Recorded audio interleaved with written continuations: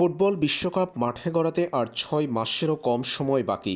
নতুন বছরে ফিফার প্রথম উইন্ডো মার্চে ফিফার আন্তর্জাতিক বিরতিতে দুটা ম্যাচ খেলতে দেখা যাবে ৫ বারের বিশ্ব চ্যাম্পিয়ন ব্রাজিলকে। মার্চে ফিফার উইন্ডোতে ব্রাজিল খেলবে যথাক্রমে ফ্রান্স এবং ক্রোয়েশিয়ার বিপক্ষে।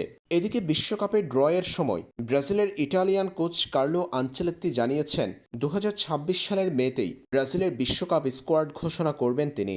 এর আগে মার্চে ফিফার উইন্ডোতে যে দুই আন্তর্জাতিক প্রীতি ম্যাচ খেলবে ব্রাজিল, সেই দুই ম্যাচে ব্রাজিলের স্কোয়াডেই অনেকটাই চূড়ান্ত হবে বিশ্বকাপের স্কোয়াড। এদিকে মিনিসকাস চোট কাটিয়ে অস্ত্রোপচারের পর মাঠে ফেরার চূড়ান্ত পর্যায়ে আছেন নেইমার জুনিয়র। সান্তোসের হয়ে ম্যাচের মধ্য দিয়ে মাঠের ফুটবলে দেখা যাবে তারকা এই ব্রাজিলিয়ানকে। মার্চে ফিফার উইন্ডোতে ফ্রান্স ও ক্রোয়েশিয়ার বিপক্ষে ম্যাচের জন্য কার্লো আনচেলত্তি যে স্কোয়াড চূড়ান্ত করবেন, বিশ্বকাপের ছায়া স্কোয়াড সেটি। আর সে স্কোয়াডে নেইমার জুনিয়রকে ফেরাতে পারবেন কার্লো আনচেলত্তি, কারণ স্কোয়াড ঘোষণার আগেই মাঠের ফুটবলে ফিরছেন নেইমার।